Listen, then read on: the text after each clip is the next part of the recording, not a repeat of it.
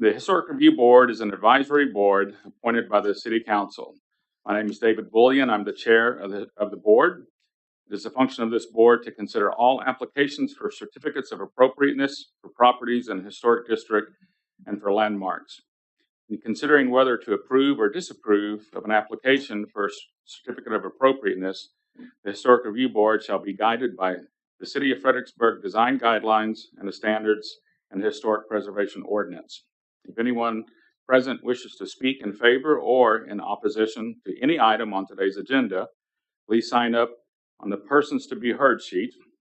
It is not necessary to sign up to speak if you are the owner of or representative for a project on tonight's agenda. You will be called on as the case is called. Approval by this board does not take the place of any type of permit. Permits must be obtained for all work. No work of any type is to be started without obtaining the appropriate city permits after a certificate of appropriateness has been issued by the Historic Preservation Officer. Do we have any public comments, Shelby? Anybody signed up? No, sir. Okay, great. We'll move on to item number 5, which is the approval of last month's meetings, August 9th. Are there any comments to those? Mr. Chairman, I have just one comment. It's actually a correction on under the individual consideration. The second one, 22072, I actually voted no on that, and it's the minutes here reflect that all voted in favor. I just wanted to make that correction. Which application was that? It was 22072. 072. Okay. Make that correction. Thank you. Any other items?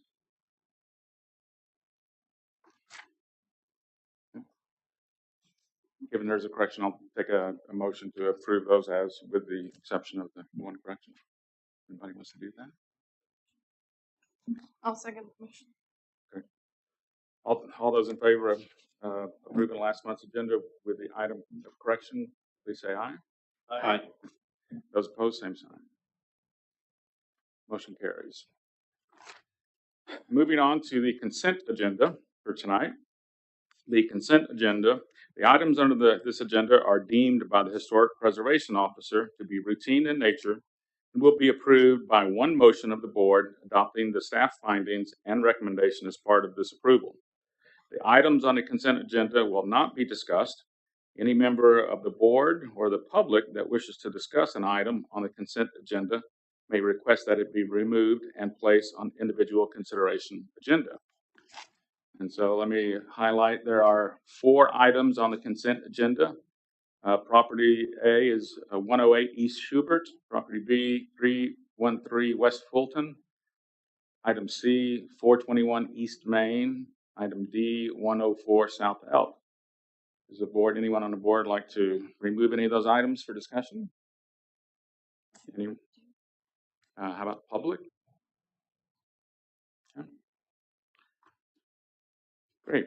So if there are no disagreements, looking for a motion to approve the consent agenda. I move that we approve the consent agenda. Okay. Is there a second? Okay, thank you. Any discussion? Okay, if not, there is none, I'll call for a vote. Those in favor of approving the items on a consent agenda, please say aye. Aye. Those opposed, same sign. All the consent agenda items, as I said, have been passed. So if you have an item on that agenda and you're in the room, you're welcome to stay for the remainder of the meeting, or your item has been approved, so you may leave if you like. Moving on to the individual consideration, item number E, application 22089-217 West Center. Is there a representative for that application? If so, please come up to the podium and introduce yourself.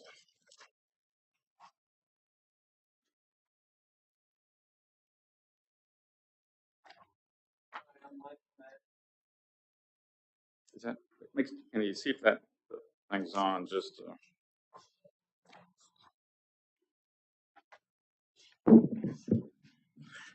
My name is Michael Madden, and this is my wife, Tina. welcome to the meeting tonight. Would you like to just run us through? We've got your application. We've all had time to look at it. So just want to give us a brief overview of what you would like to do. And Yeah, we have a dilapidated carport in the back that we want to replace with a two-car garage plus a carport and put a small apartment above the garage. And we wish it to look a lot like a barn and be natural in color and understated, a lot like all the other backyards that are on that same alley of ours. All the buildings on the alley are exposed metal and unpainted wood, including, I mean, there's a really cool coyote fence, but it's Mr. Weisinger's fence is unpainted.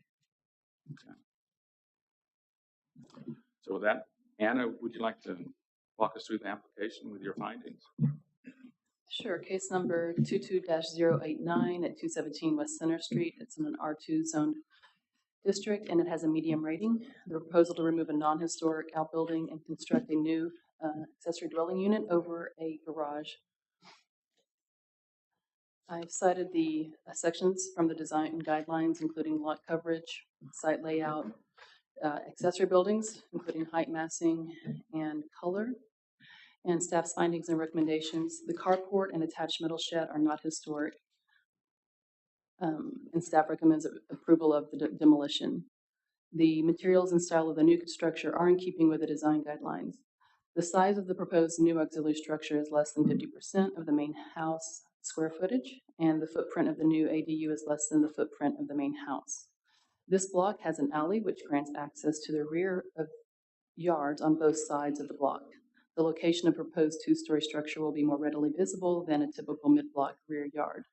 There are few two-story structures in the vicinity. As presented, the cedar boards are not shown to be painted, and staff recommends approval with the stipulation the boards be painted as required by Design Standards 3.43K.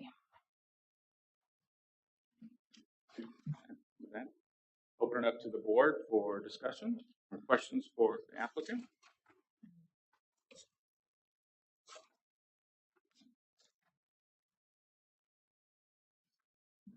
I have a couple of questions for you. Okay. Do you have the measurements of the height of the building as compared to the main house building? I didn't see any notation as to the height at the peak of this. We're relying on our designer to prepare that all for you. The peak, the ridge height is 22.5, and the midpoint of the ridge is 19 feet 10 inches. I see that now. Thank you. And this is to be natural cedar, not painted.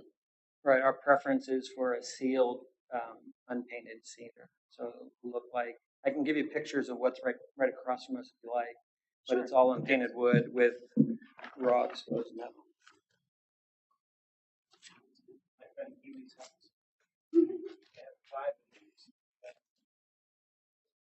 You bet. We can share.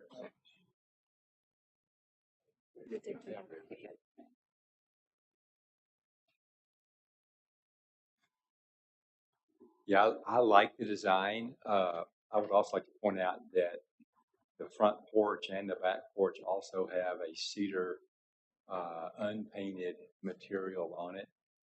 The other thing that I noticed when I was by there was maybe visible, there's some visibility from the alley, but from the street, it sort of disappears. You don't really see it because of the tree coverage location of some really large trees. I think it's going to sit behind the house in a way you're not even going to see it from the street. It sounds like you're going to put some type of coating on it just to protect the wood. We would, yeah, whatever sealant would be appropriate to keep the natural color, but protect it from some of the ones in the neighborhood are pretty rough, but I would prefer it not to get rotted out. Right.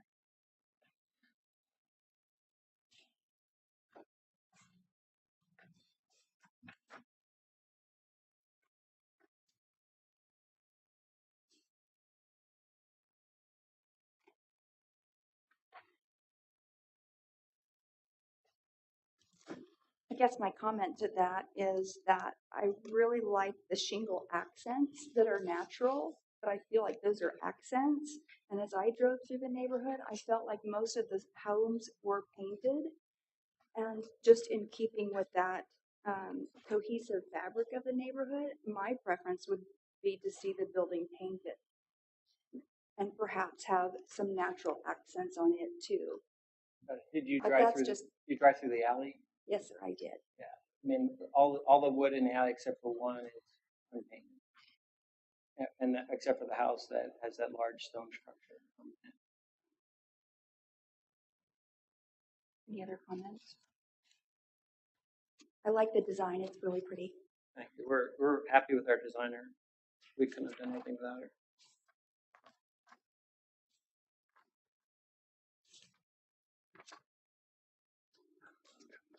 And Canada, can you explain maybe a little bit more on your main opposition to the natural color? If you look on page 76, 3.43 accessory buildings, item K, the exterior color palette for new accessory buildings must generally be in the same range as the primary building on the property.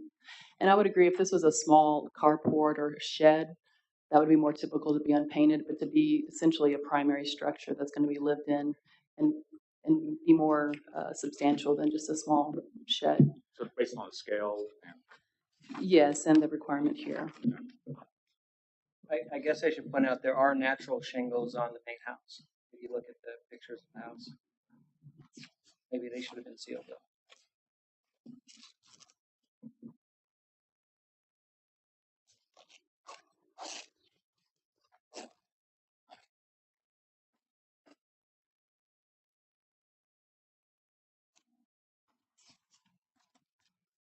the board. What would you guys like to do?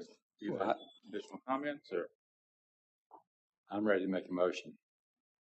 We're replacing a metal building using a board and batten sort of historic district materials.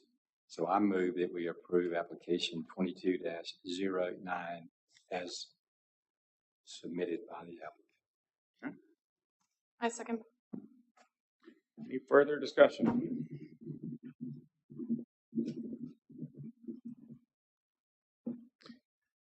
If not, Shelby, could you go ahead and reread that motion just for clarity? So, Yes, sir. Michael McCray made a motion to approve application 22-089 as submitted, seconded by Jessica Middle. great. All those in favor of the motion, please say aye. Aye. Those opposed, same sign. Motion carries. Thank you very much. Thank you so much. Moving on, item number F, application 22-087, 710 West Schubert. Is there a representative tonight? Please join us at the podium and introduce yourself and tell us what you'd like to do. Good evening. My name is Bill Hutchison.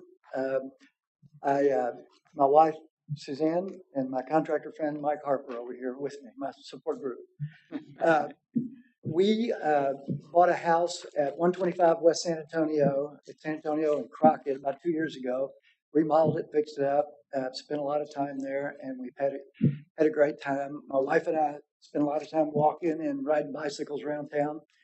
And one day we ended up at 710 West Schubert. Saw a house with a for sale sign. We called them up and ended up buying the house. So we decided we were going to try to put the band back together and do a refurbishment of that house.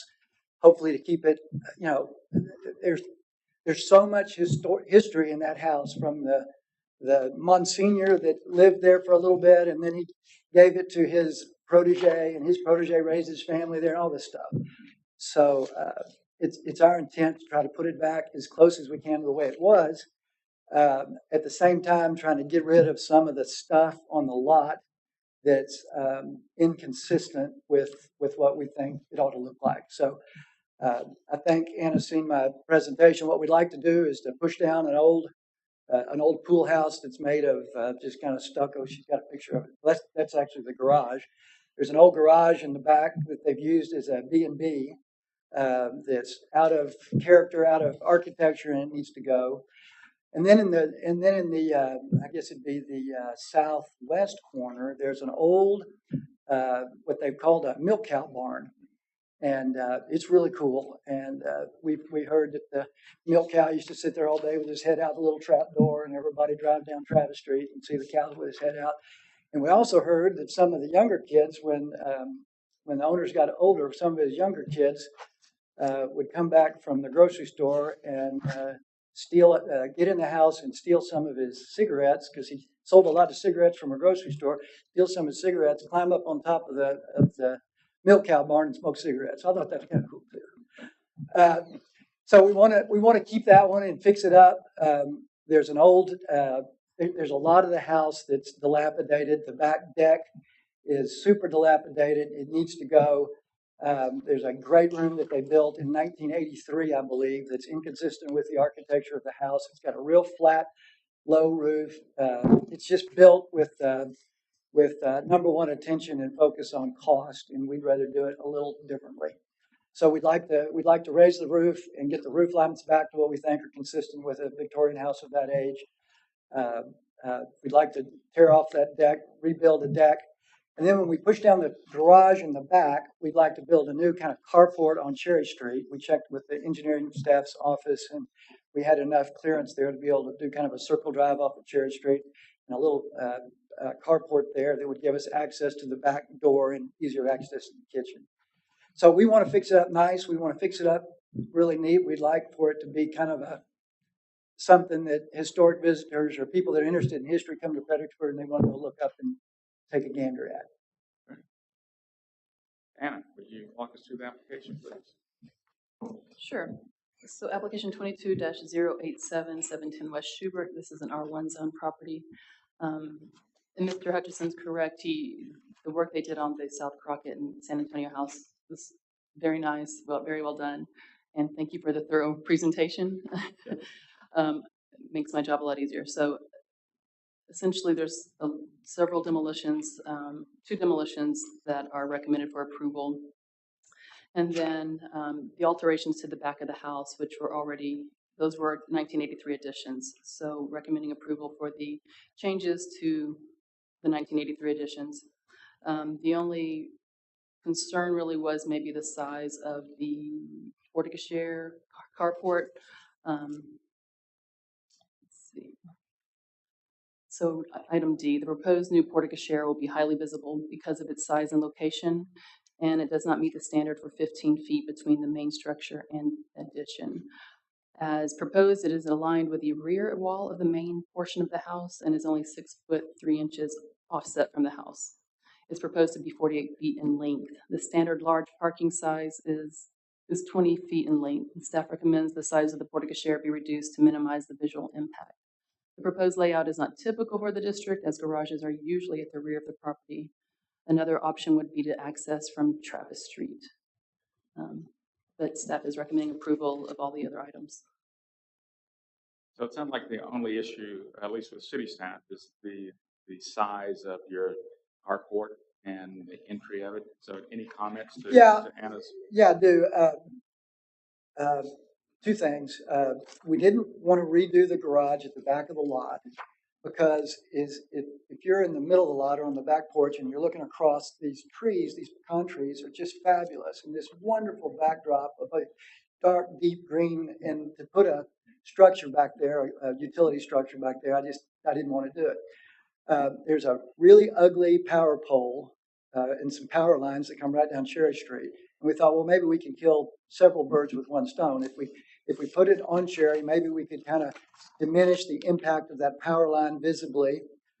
We could kind of insulate the house or the backyard from traffic sounds on Cherry Street, which is it carries quite a bit of traffic. And we wanted to keep the backyard as pristine as we could. So that's why we put it on the side. The size it is basically, my wife and I are here a lot. We've got 2 cars, and we want to be able to stick 2 cars under cover if we had a storm like this and we were worried we're going to get some hail on it. So if there was a way, and Anna, you may have a good point. I don't know the size relative to sticking 2 cars. We just wanted to put 2 cars in it. That's all.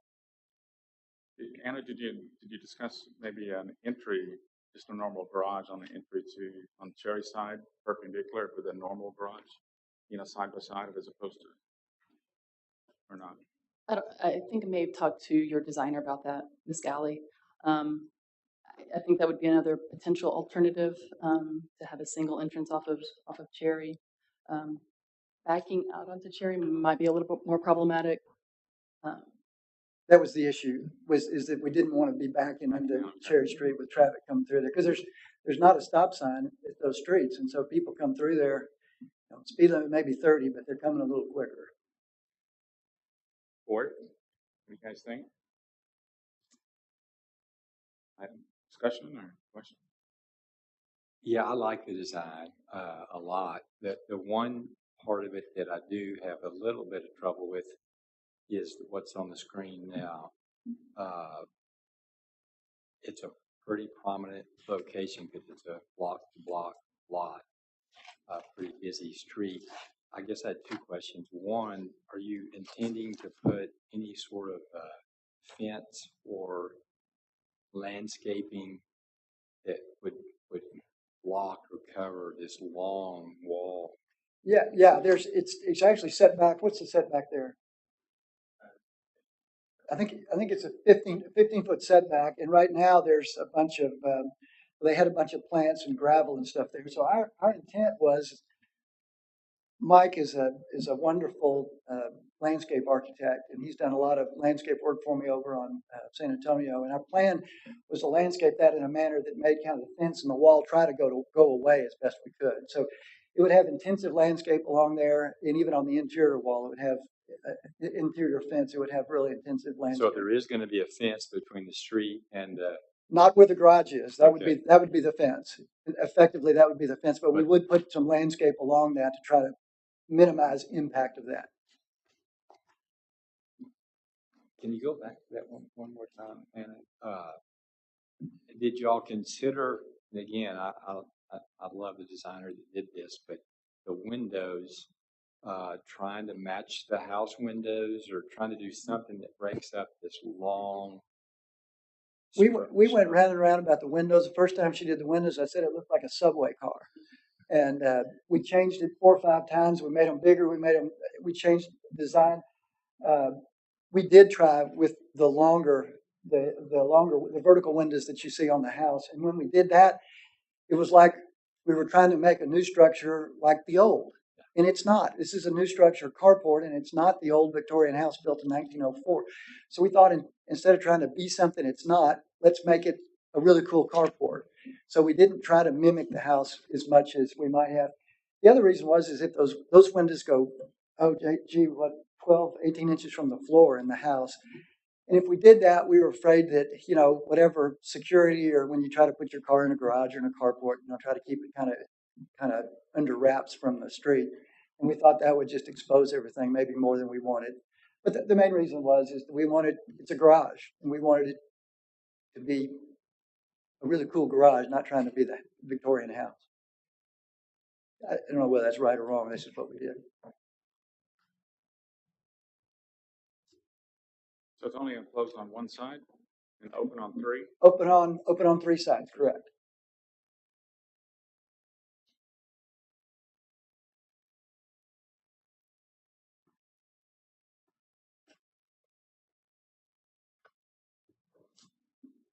And what, I guess I heard you, I want to work with you. I love the design. I love that there's not a driveway off of Schubert. There's not a driveway off of Travis. You're really visually improving the original structure, accessing it off of Cherry. It's a busy street. To me, it's a win-win. It's a great idea. I'm just a little bit still struggling with just the size of it, that close to the street, that kind of visibility. Hold on, let me. I'm almost done. I'm sure. Sorry, talk so long. I've noticed that you were somewhat open to whatever that minimum is to get 2 cars in, and I don't know what that is, but 48 feet does seem to be maybe a bit much. I don't know that, so I don't know if the board has any thoughts about that, but it would be nice to. 48. 48 feet is the minimum. No, that's what. Yeah, that's what, no, I knew they'd asked for 48. That seems more than 2 cars. And we've approved garages and accessory dwelling units way bigger and more out of place than this in my mind. But the 48 feet is what my only concern is. Do you have any suggestions about what? Well, perhaps, and again, first time I've been at your board, so I don't know. Yeah, and I want to help you, just so you know. But I mean, maybe we could approve it with the condition that we go back and look at and try to figure out a way to minimize the size of it. I mean, I'm certainly willing to. It's big to me too, and if there was a way, 45 feet, 44 feet, I don't know, 40 feet. But if there's a way to scale it down a little bit, I'm certainly willing to consider that. For us, it's really to know that that's the way we're going to do it, even the size, because we've got, we're not ready to build that yet. But we do need to know about that before we start on some of the other stuff that's going to be going on at the house. So if we knew that we were going to get a carport there and access to the back porch and the kitchen through that, it'd be very helpful. And then we could go back and figure out a way to downsize it as best we can. I'd be willing to do that. I don't know whether that works with you guys to have a little subjectivity in approvals, but We like to be as clear as possible. yeah. Maybe we break it up into two. So from a safety standpoint, from the city, from you guys, access via Cherry or Schubert or Travis, is there a preferred for vehicular access? Because the Cherry Street approach is a controlled that's where the stop sign is currently. We would support this concept, having access off the Cherry Street side. This is an intersection that we are looking at, so it could potentially be a 4-way stop in the future, but it is not warranted currently. So you guys aren't opposed to access via Cherry? No, sir. That's one thing. There is an issue about the setback. In our guidelines, we have a 15-foot setback from original structure, and this is not quite that. Okay, I was unaware of that. Okay. So is that something that could be accommodated? I don't know. That the house is fixed, Yeah. and the curb is fixed, and the setback is fixed, and the width of the car is fixed. So I don't know how all that fits, to tell you the truth. Well, from a geometry standpoint, if you knocked off a few of the feet on the south side, that would probably get you to that's the best way to achieve the 15 foot. I thought you were talking about the 15 feet between the edge of the porch chair and the house. Anna, you want to? Yes, between the main house and this structure, the new structure. Yeah. So currently it's 6 foot 3 inches. Right. And so if you lopped off a few of the feet there, that would be probably the easiest on the design to accommodate the regulation. No. If you'll look at the cursor that Anna's got, we're talking about a shorter building, and we're talking about when you redesign it to bring it back from the original historic house corner, move it back to the north. It's going to be smaller. How are you going to make it smaller? And what I think Anna's doing with her cursor is to move it back. It's real simple. Because you're using the front part of Correct. That's the point. So Correct. a little trigonometry, you could actually figure out the hypotenuse with 15 foot. That would probably get you. Well, yeah, I don't know if it wasn't exactly 15, it'd be okay with me. I mean, we've approved. Well, without a variance. Yeah. Without a variance. Well, I don't think would it be a variance? I don't think it'd be a variance. It'd be a historic district guideline or standard that we're saying because of the location of the historic home as it is, it's fixed, and the shape of the lot, kind of like we did on that one that I've opposed you on. Right. But I think that's what we're up against here. So even though we'd still be less than 15 feet here, it wouldn't matter because the historic home being like this. That's what I'm hearing. That's not exactly what I'm saying, but the Yeah. effective is correct. I don't have a problem with 15 feet. I think we can find an exception based on the size of the lot and the development pattern.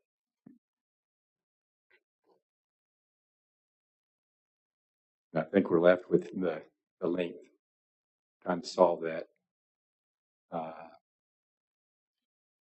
Do you have a length, Anna? Is there a length that you think would be better if y'all studied that, or something that you'd be more comfortable with?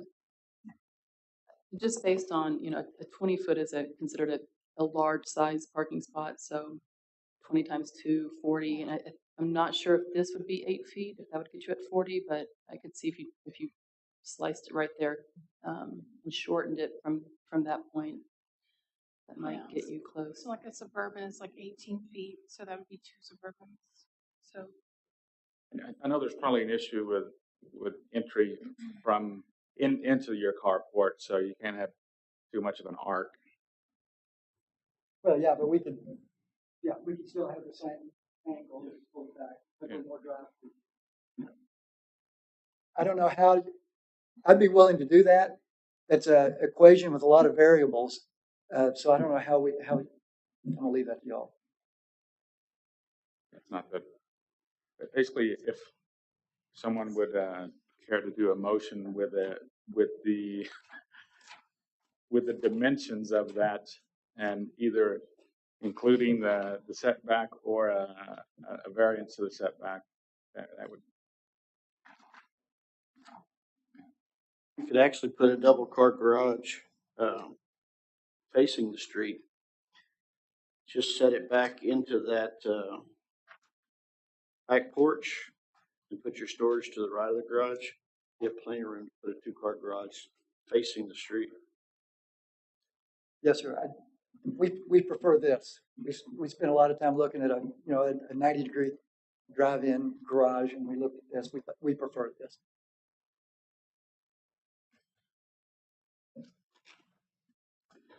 I will make a motion to approve application 22-087 with the exception that the carport structure is reduced to 40 to 42 feet long. And I would also like to say that I love this house, and I've been dying for somebody to buy it and rehab it, and I love the design. It looks really great. Thank you.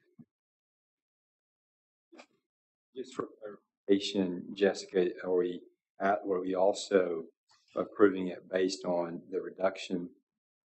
And I think we ought to either say 40 or 42. I don't know that we want to. Yeah, we could do that, but also clarify that the feet that are going to be removed are on the south end. But in addition, And considering your motion, if we are going to go outside of our guidelines on 50-foot setback, we need to quote a variance and why, or potentially if the 40-foot starts at the north end, probably will remedy the issue. Okay, because I would like to see it a little longer than 40, just because of the fact that if they have to walk in between the cars, and they do have 2 Suburbans, I'd like for them to be able to do so. So I would lean more to the 42. But if we haven't had a second yet to that Right, motion. right. yeah, so we may want to remake the motion. We can, if there's not a second, that motion will die, so we can be happy to accept an additional motion.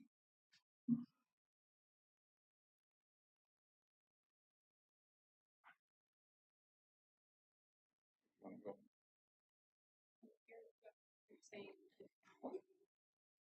So If you want to allow less than 50%.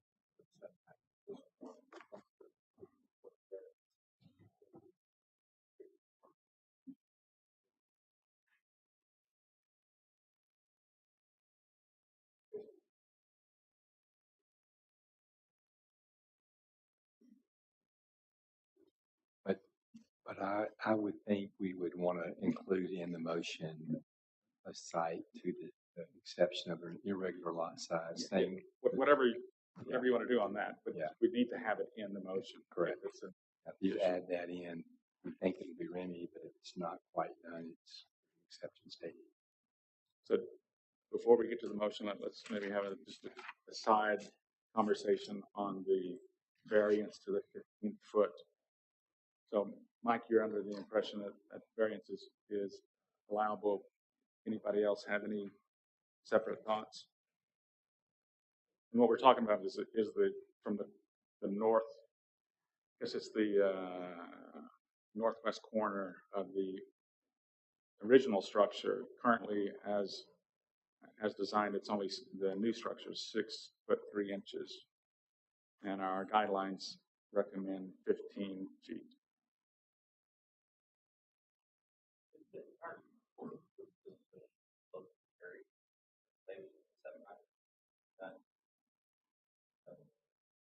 It's on the setback right now. I'm sorry. Any other thoughts on the variance to the 15-foot setback, either good or bad?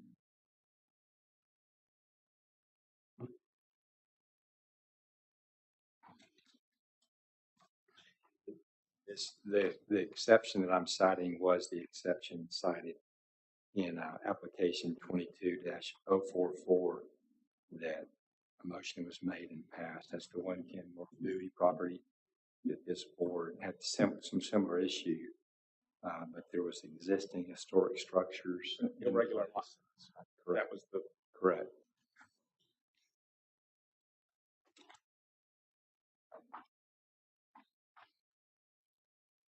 If you could find that in the section, that would be helpful.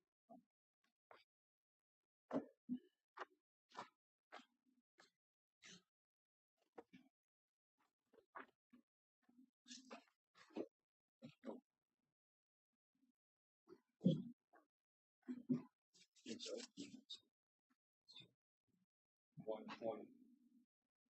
point 1.4.2.4. Please include that in 1.4.2.4.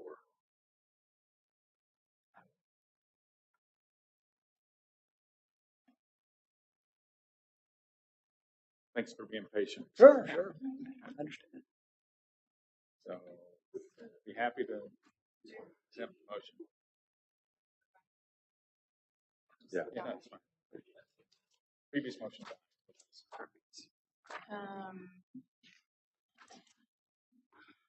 Okay, I vote that we approve application number 22-087 with the exception that they decrease the carport area by 6 feet off the north side.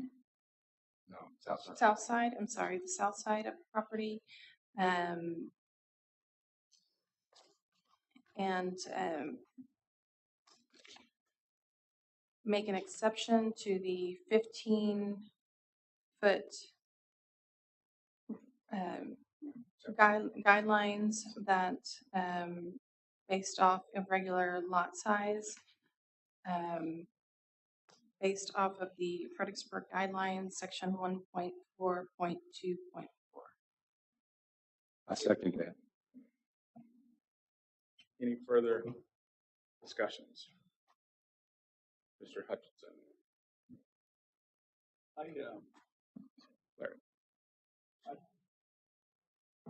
I think 40 feet is enough. If you have two 18-foot vehicles, at least 4 foot in between them, and that whole back side is open anyway. Comment. Okay.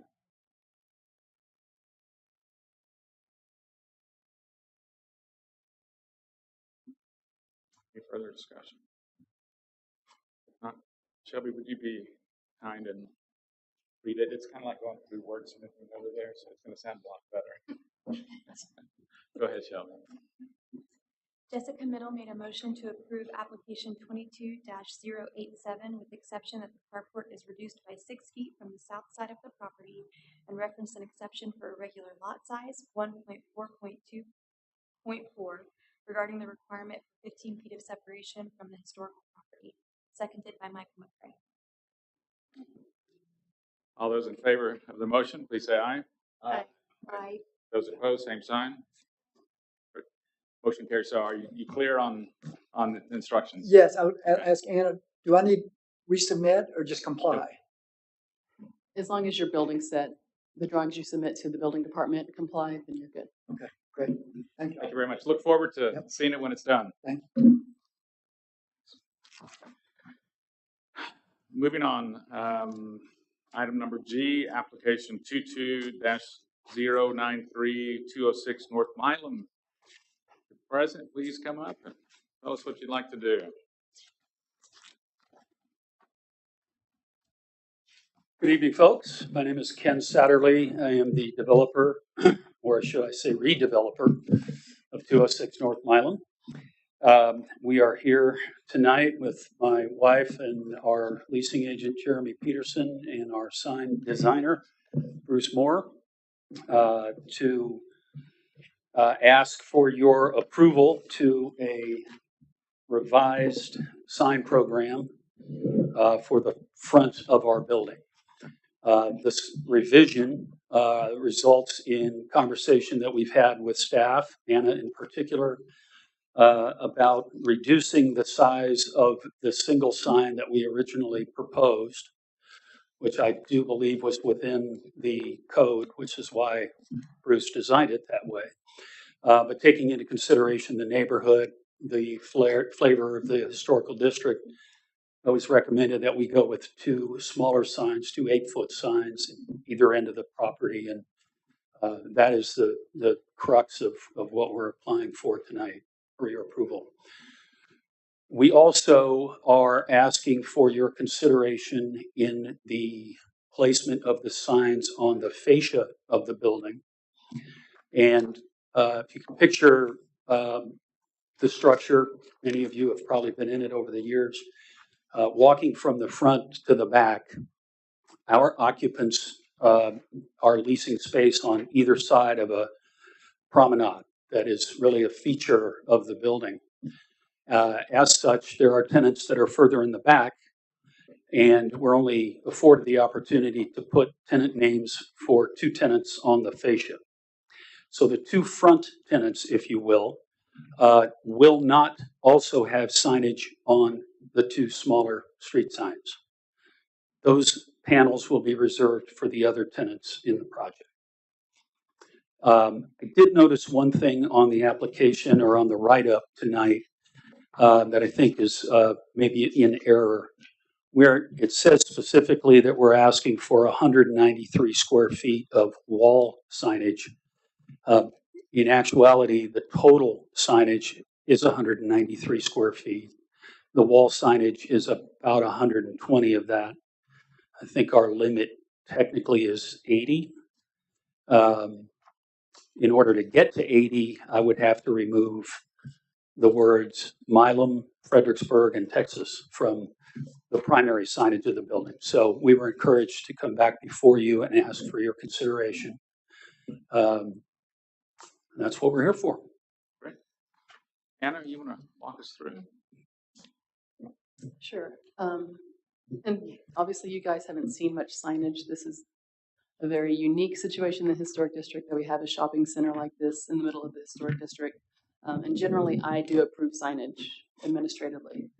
So this is a pretty unique situation, and that's why it's coming before you.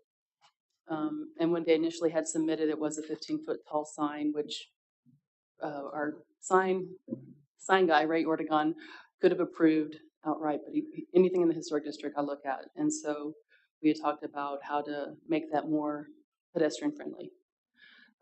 So this is kind of a compromise on that. So staff was recommending the two monument signs in lieu of one 15-foot. However, I don't have the authority to grant that. And so this will still need to go to the Zoning Board of Adjustment if you decide that you prefer the two. The ordinance speaks to one sign, given the amount of frontage they have. So we would, basically, the board tonight would make a motion, recommend a motion to PNC. Correct, yeah, so you're, the signage,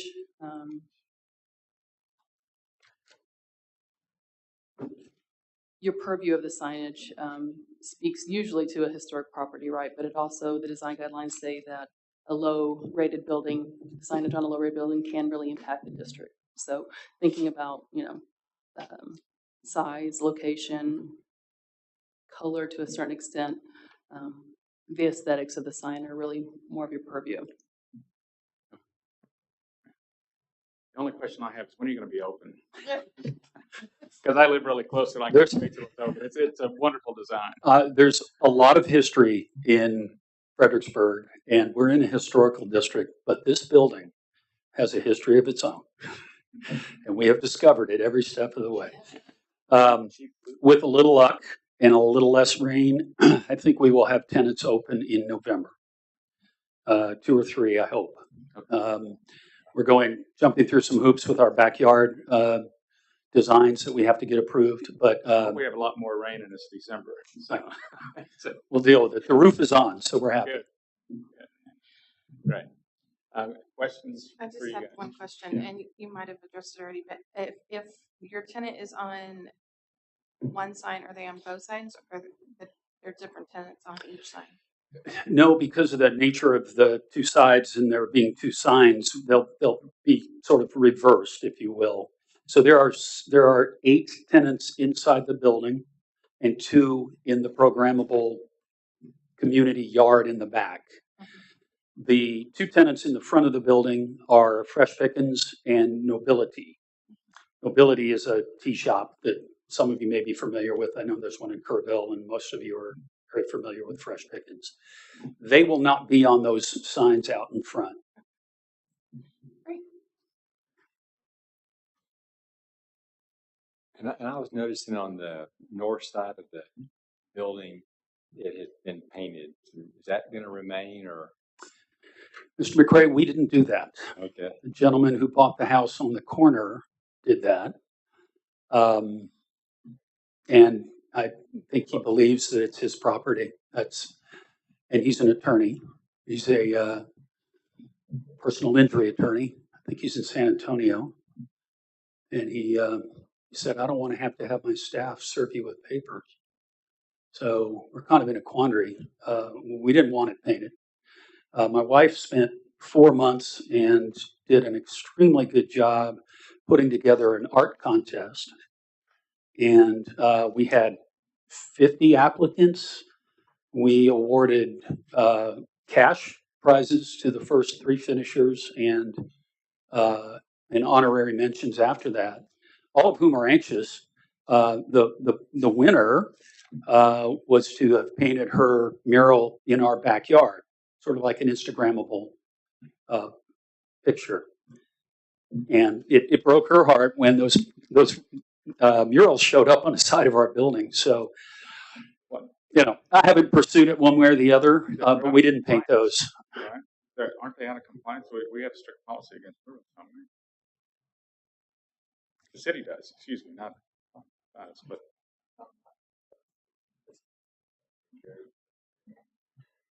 Our design guidelines do speak to murals, so it is something that someone would typically apply for a certificate of appropriateness.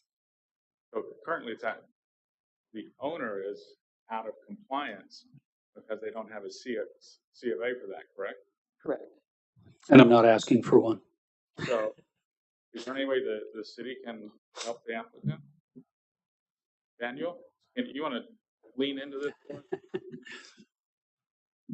If the city sent a notice that the applicant was out of compliance because they don't have a COA, is that possible?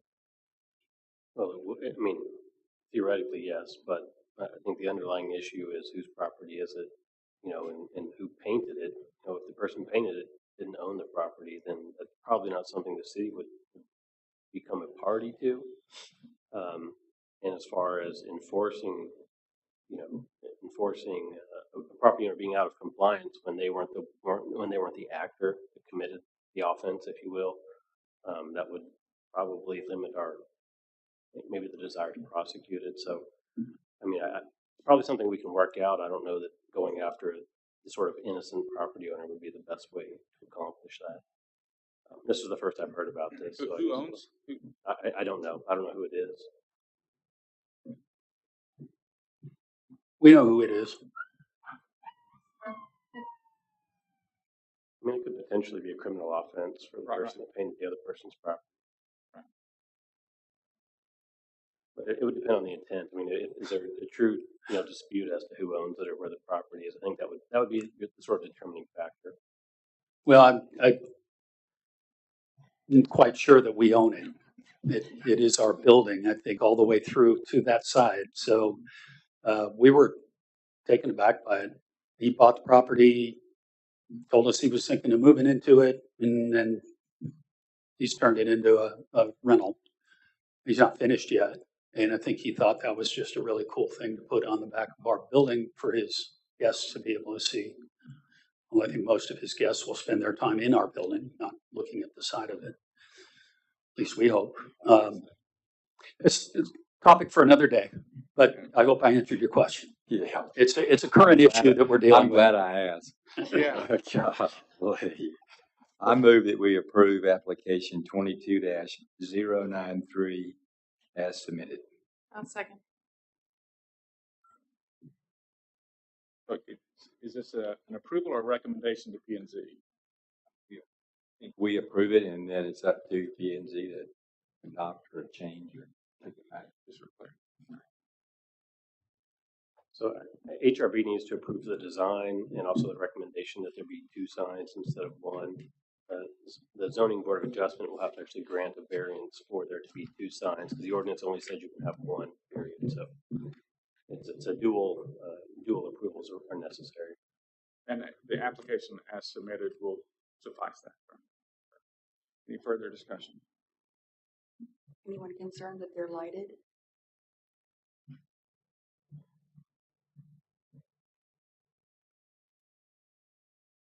I'm going to be honest, I am. And the reason I am is because I know that one of your 2 signs, which I love the idea of going to 2 signs. I think that's a great solution. But one of them is directly across the street from a historical property that's rated very high. So I'm just trying to be sensitive of the neighbors here. What do the signage guidelines say about lit signs in the historic district? So are these internally illuminated? Which ones were we talking about? The monuments or the ones on the building? Their internal That's correct. illumination is not. Does anybody remember how the grocery store sign was lit? I wasn't around. It wasn't? Oh, no, it was. There was power to it. There still is power to it.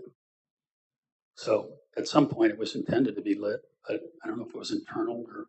I don't think there was a sign there. I think there was a pole. Well, the frame for the sign is still there. The footing is in the ground and the 2 stanchions in which the sign would have gone into. And there's power coming up to have lit it in some capacity. I'm just asking if, whether that was a historical district back then or not, probably has some bearing. Yes, sir. That's right. Yeah. Super S, Piggy Wiggy. Okay. And the zoning on that part of Milam is going to be commercial on both sides of the street. This one is C1. C.15. It was rezoned. We created a new zoning just for this. And then across the street, C1. I think the businesses are going to be open past dark. What is it zoned across Schubert right there?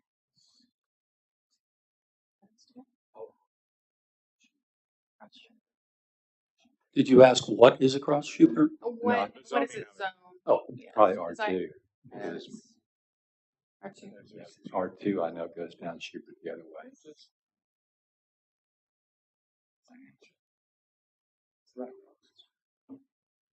There's a conditional use permit for the property that allows hours of operation till 11 p.m., I believe. Or 10 Thursday through 10 p.m. Sunday through Wednesday and 11 p.m. Thursday, Friday, Saturday. So signs would be all off by then, by 10 p.m. Sunday through Wednesday. That's reasonable. Any other discussion? Thank you. Is that necessary for me to make another motion then? I mean, or I mean, is that, you're gonna comply, that's a law, I mean, that's right. That's already in our CUP, the hours. Okay, that's what you're saying. Further discussion? If not, Shelby, would you please reread the motion for clarity? Michael McCray made a motion to approve application 22-093 as submitted, seconded by Jessica Smith. All those in favor, please say aye. Aye. Aye. Those opposed, same sign. Motion carries. Look Thank forward you, to seeing staff. Thank you, board. in Appreciate you. November.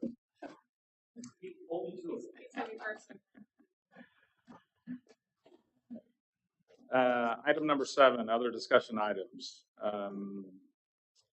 Discussion on the Cross Mountain replacement cross. So Anna, you want to talk us through that and let us know exactly what you need from us? So this is a discussion item. The Rotary Club went to City Council for approval to repair and repaint the cross at Cross Mountain. And I think in doing so realized it's in pretty bad shape and maybe hazardous. So then they went back to council for approval to raise funds to replace it. Knowing this is a landmark in every sense of the word, it's old.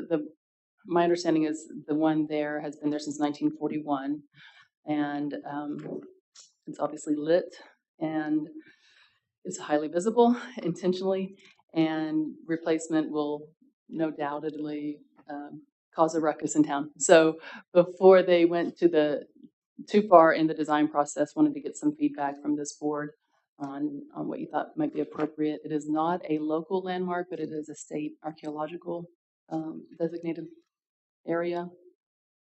And in your packet, you've got the application or the proposal from the Rotary, and you've also got, I found a 2001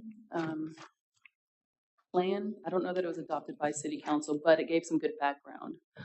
So that's the drawing that you see. This was before they turned Cross Mountain into a true park, and so these were some initial ideas, but it was a pretty good summary and a little bit of history on it. And in that, in 2001, they were calling for the replacement. So I think thinking about material, size, lighting's going to be an issue. It's currently not to city code with the dark skies compliance, but if it weren't lit, then that might be the most controversial if it were not lit. So just wanting some feedback from you guys on how they should proceed. Please introduce yourself. Sure. Andrea Schmidt, Fredericksburg Parks Department. Also have Carlton Turner here. He's with the Nimitz Rotary Club that has been helping us on this project. So as Anna mentioned, the cross is in pretty poor condition. When I got here 7 years ago, I saw that right away. Unfortunately, it was just down on the list and we didn't have funding for it. So when they came to us last year and said they were going to repaint it, I thought that was a great first step. And then when we went up there, they started looking at it and it's in really poor condition. You can see by some of the photos. They covered up some of it with the paint, but it's still rough. Some of the tin's falling off, water's getting in, wood underneath is rotting. So we would like to get it replaced.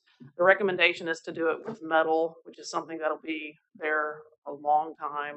With wood, you're gonna have to worry about people carving their names in it. You're gonna have to worry about catching on fire because we do have fires started up there without permission pretty regularly, to be honest. So having a metal cross that's there they'll be there forever or a lot longer than the one we have had there now.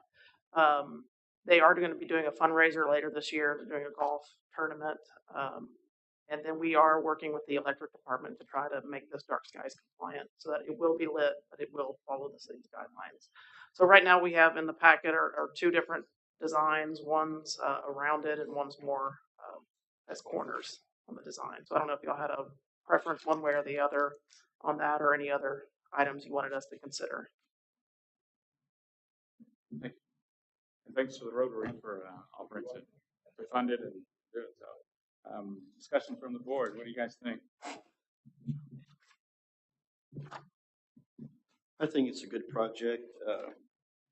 I'd like to see it be out of metal and as close to the design that it is now. And I'd like to see it lighted. However you have to light it, it has to be lighted. I completely agree with that statement. I'm surprised that people would be upset about it because I just like we do, we replace with light materials when we have to, and I would think that that would be the same type of situation. I think lighting would be appropriate because it is a kind of like a landmark or like a beacon at night for the city of Fredericksburg. So I concur with Larry that it should be lighted. I think there's ways to hood the lighting to be compliant. I would assume. My only comment on the current design that you guys threw out there kind of looks like the other crosses between here and Kerrville, which is nothing additive. And especially if you just go with, square tubing, they're all going to look the same. So I don't know what you would do to make it different and than some of the other ones, but if we're going to do something other than what we have, replacing, I would want it to be maybe a little more special than Kerrville. It's just a little pride there, but Billy Pride.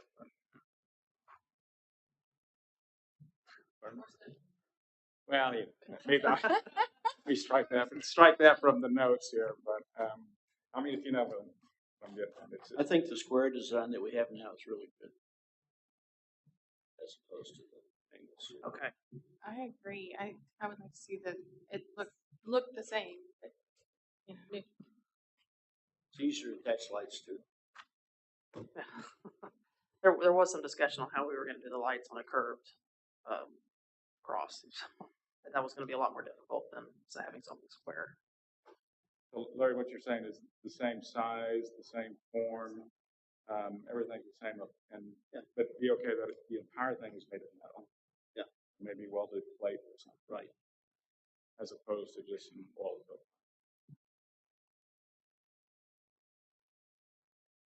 If I may, Mike Carlton, when this idea initiated, I was working with some friends in the oil industry, and that's where the metal came from. It will be powder coated, but Anna and Adrian both said that we need to look at different designs, and if it's flat facing out, that's perfectly fine. I mean, we're in the planning stage where we can go back to the metal company and say, it was a third example that y'all are interested, that we're all interested in. So if that's what your preference is, that's what our preference is. What would be the reflection? What would the reflection be like on a metal that you're looking at? Powder coating, it's going to be it's not going to be a real shiny. It would be about like it is now. I mean, it's a dull, and I guess we could choose the paint. I mean, we could tone it down with the paint, because I understand there have been some complaints from it being too bright after we painted it. I think white's a perfect color. But I get what your drift is. We don't want it just screaming it in the neighborhood. But I think we can work that with the color of paint. I think it'd be good to scream in the neighborhood. You realize I live beneath the cross. I live directly beneath this cross. She said, Good. You should like every idea I have. What do you think? I see it every day or every night. I see it twice a week. Honestly, I don't disagree with any of you. I think it would be nice to preserve what's there and emulate what's there, and I think it should be lit. So the square tubing on an angle I thought was interesting, because the 1-inch reveal that's shown, I thought it could be lit internally, so then it would appear like a gap. But there were a couple of ideas thrown around. The initial, you're referring to that design right there. yes, sir. Yeah, the dark sky initiative. There was different ideas thrown around as maybe inserting the lighting. I don't. That's what I was. We're not in that page yet, but that's something we can look at. But did you guys talk about how to light this? Excuse me. Did you talk about how to light this? There were several different ideas thrown out. We wanted to come up with the actual plan itself, and then we can go back and figure out how we can try to light it and stay within dark skies. But they had talked, one of the suggestions from our electric department was to actually put some type of shielding up above it and then run light so that it would kind of look like back on the circle cross. If we do it flat, probably have to do it different way. Sure. But they're pretty creative over there, so we'll get them to help us with that. And so are some of the suggestions we Yes. have. But again, we can, if that's y'all's wish, we can come up with ideas and then bring it back again and show you it works. Because this was the concept that the original metal came up with. And then I prefer the flat design. But And what we'll do is- Timing's not an issue for you guys. I would love for you guys to bring back a couple designs after this meeting, and yeah, we're in no hurry. We're going to do it, make sure everybody's happy with what we're trying to do. The city council has requested that we bring back some final plans to them too.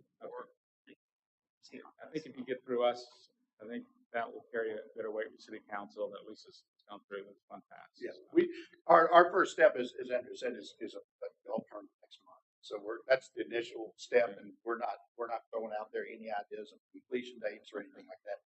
But so we're in no hurry. We want to make sure we do it. So it seems like there's two options for you guys to consider. One would be to basically replace the current dimensions, everything, just like it is, but all metal for the endurance, with lighting and everything. And then maybe the second option, as Amy suggested, how would you take a square tubing and then light it in turn as well? Any other ideas for? What are you gonna do with the old one? I feel like it needs to be like in one of the museums or something. We don't know yet. I did reach out to David Shields at Pioneer, so they're open to conversation. And I would love to see it preserved, because I found a lot of literature that we were having a hard time finding any history on it. So I would love to see it preserved somewhere. We can get it down in 100 pieces. I also think if you all are anticipating or worried about any public pushback, I think the closer it is, the new one to the original is going to maybe alleviate some of that. Yeah, I agree. I mean, Thank you. Thanks. So wrapping it up, Anna, you want to talk us through the letter of neglect on 311 East Travis? Yes, and Ms. Jenkins here, but we sent a letter back in June of 2021. I'm sorry, first notice of demolition by neglect was sent in July of 2020. A C of A was issued in June of 2021 for rehab, and the approved scope of work was not completed, and the structure does continue to sit vacant. I did go on site with the owner yesterday and see some of the work that was completed by her contractor, including the foundation and I think the flashing around the chimney. But otherwise, it is vacant. There are some windows that are open, and yeah, it's definitely in need of some work. But Ms. Jenkins here to. Can you put the main picture up Yes. there? Just possible. Fine. And I have some additional pictures on my phone. Oh, y'all have the previous, so that's good. I have some recent, and I have some. Yeah, these are current from yesterday. Yes, the tree has fallen. I have since learned that instead of trying to save the tree, not knowing some of the local vegetation, that these trees rot, some of them, and fall down. There is pecan there, but there is another couple of trees that need to be removed in the back. There's been considerable bamboo removed. As y'all may know, there was a bamboo forest behind the house, and it grew in raw. So I cleared out that. The garage has been picked up and tidied up. I had considerable amount of metal axles, tires, general debris moved from the property. It is a little bit grown up right now. It's not bad. The main thing is the tree at this point, and all of the doors and windows are locked and secured at this point, except the three upper windows in this area, in the attic bedroom. There they are. And so anyway, there's plywood on the inside. No one can get in anymore. It's all locked up. But yes, the two uppers were not covered by the contractor, and I need to bring some plywood and cover that. What seepage there was to the interior before the flashing was put on, did cause about 8 or 10 inches worth of deterioration in the attic. I have pictures of that if y'all want to see it. It is bone dry now. The tin was cut off by the contractor in a way that didn't make me happy. I should have waited. I used Wes Gespers. I guess some of y'all know Wes. And try to find a builder. And I wasn't patient. He said, you may have to wait 2 years. And I was very impatient and I should have waited. And I had a certain amount allocated. I had $75,000 initially allocated to level and do some initial work on the property to get it stabilized in a more satisfactory manner. I wrote my checks.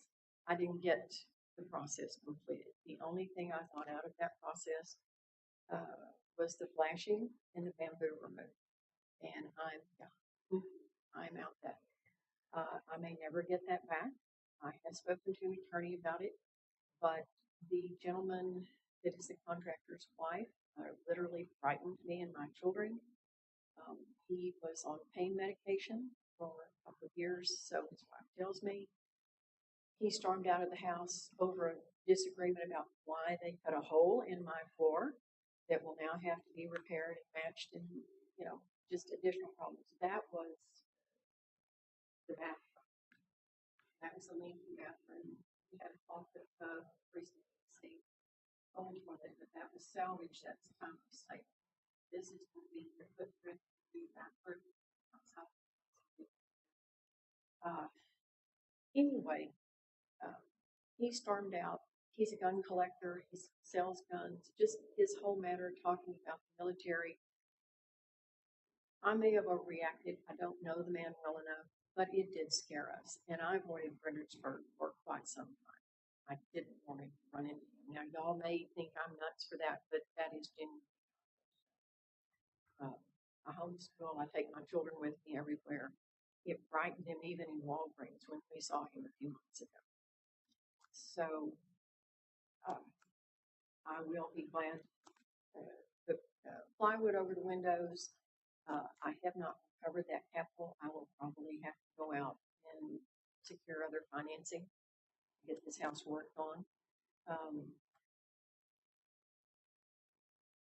The stone was taken. The original beams were taken. I realize that's not y'all. That's my frustration coming out. Y'all don't need that. That's what was left. That's a little bit of what was left. The stone that was exposed that should have been put back.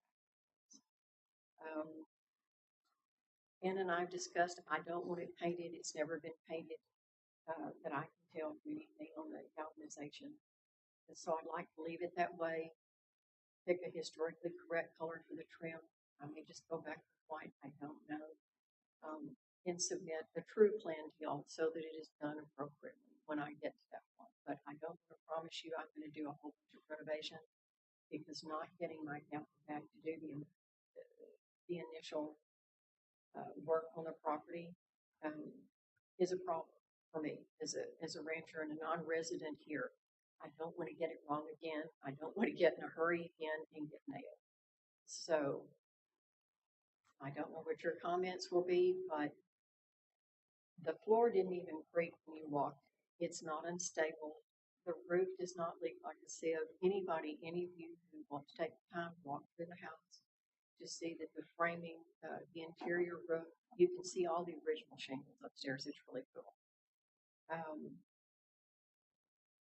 It is very sturdy. I realize that it is not to the standard most of us would like, but you're going to have to give me a little time, please. And don't put it on that list, because if I determine that the overall expense is not something I want to do, and I decide to sell it, I don't think I will, then that's going to make it difficult for me to get a fair market price if you put it on that commission list.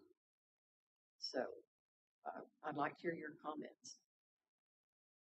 So, Anna, the pictures you showed there as of yesterday. Oof. Yes. Yeah. I feel for your misfortune last couple of years. Unfortunately, we have a procedure that once we sent the letter, We have a policy. Daniel, maybe walk us through procedurally, once the letter goes out, the timing that we have, that we can. I don't recall off the top of my head. I can look in the ordinance real quick if you want to discuss. I can give it to you in just a second here. Okay. My only concern is that once the letter has gone out, if there are certain steps that we take at year 1 or year 2 or 6 months that we probably, well, we need to comply with. Open it up to. Well, the work, one more comment before we begin on the procedural issues. The work was done last year, and in the information that Anna sent me, and I read through it after our meeting, I got it in, it was not, some of the things to me that are listed on the list of the letter that I got, that they are not accurate.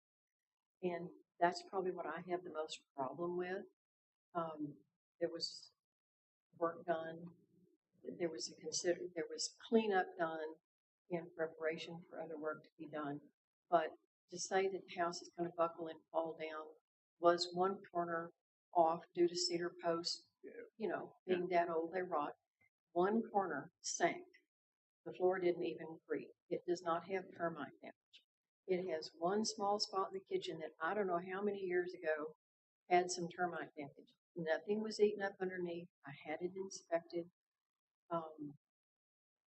It's very sturdy. I realize it's not aesthetically in there, but it's not going to fall down. It's a very sturdy little house. So what can I do, or what can we do in the short term to have a satisfactory resolution?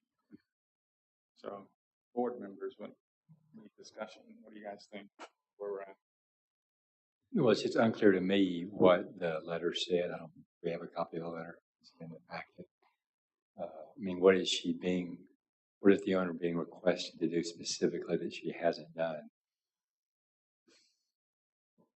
In general, I can say that typically when those letters go out, it's basically to preserve the asset, the house. I think we're all we're totally 100% aligned. Let's just get there. Let's find a way to get we're definitely there. aligned. From our perspective, we want to make sure that the home is safe and secure. It may not be aesthetic, but it's safe and secure, and it's not providing any unsafe or public health hazard. Yes. Typically, that's what the letters say. I think they're generally just the form letters, with not. This is the one that I sent in 2020, so this is before she got the C of A.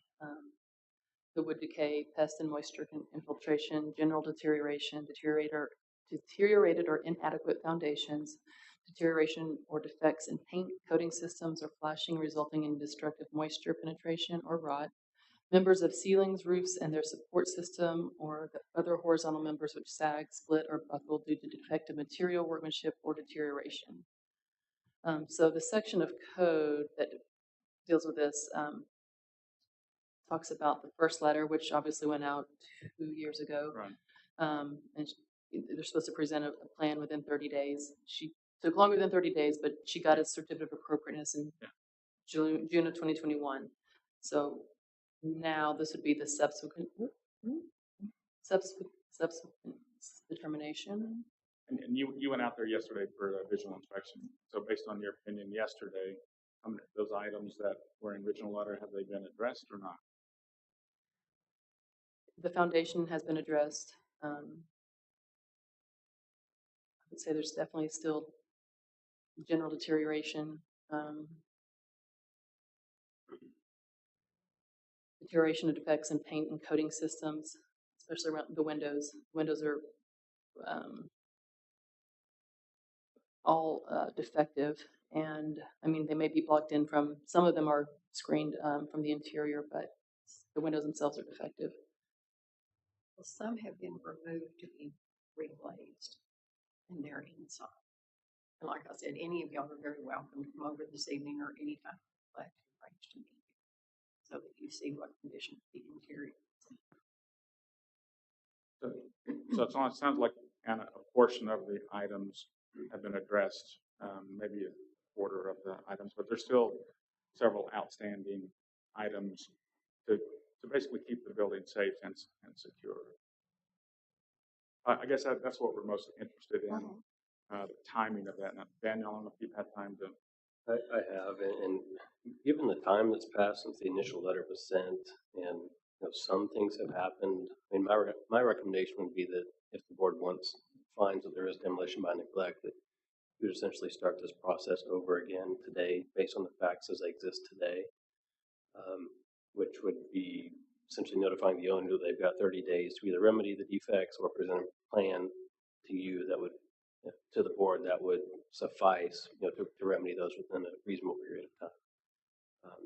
And if that's not complied with or is not fulfilled, then you would have the option at that point to take your second step, which would be to either ask the historic preservation officer to eventually pursue a criminal complaint, I mean, a code violation essentially. And the city also has remedies to actually take remedial action on its own and then assess the cost against the property owner as a lien. So, but just because it's sort of a stale letter, I guess I would say it's been a few years since it was initially issued. There's been some change in circumstances since then. My recommendation would be to, if the board wants to take action, to sort of start from the first step again today. And with real very specific items of what to address that has not been. Right, because the letter needs to, with as much specificity as possible, identify the defects or the issues that need to be remedied. Yes, and, please. It sounds like maybe some of those have been remedied from the initial letter, and some may be outstanding. There could be new things that need to be remedied as well. So it is a unique property. It's been there a long time. Yes. And it's a unique property, and the task for Anna is to preserve the assets, and that's why she's trying to bring it to everybody's attention. Definitely not picking on you. We understand the setback. I'd say just don't give up, but we are going to need to initiate a process that you do understand. There's going to need to be specific steps taken and remedied, or we're going to have to come back and talk more about it. Okay. Any comments? Just a general comment. I think that all of us as property owners and community members feel responsible for our properties. And certainly you've had a major setback financially, but some time has gone by. And I think collectively to see continued progress would be ideal.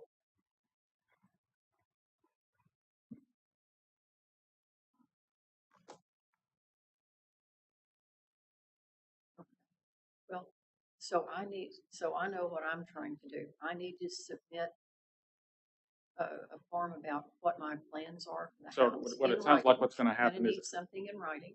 just so that you know what we're going to do.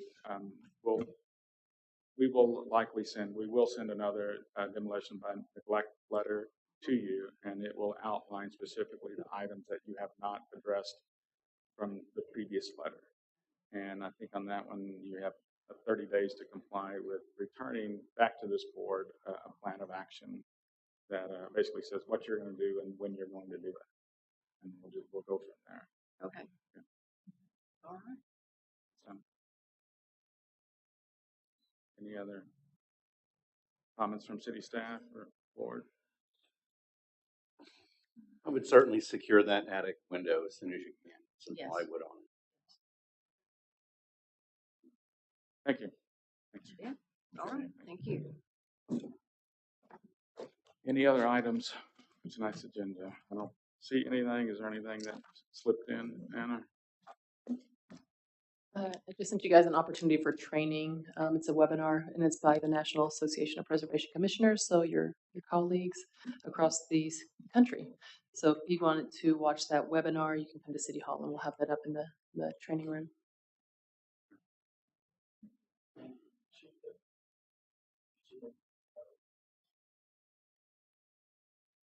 So let's go ahead and we can adjourn the meeting and maybe have a side conversation about the law. Okay.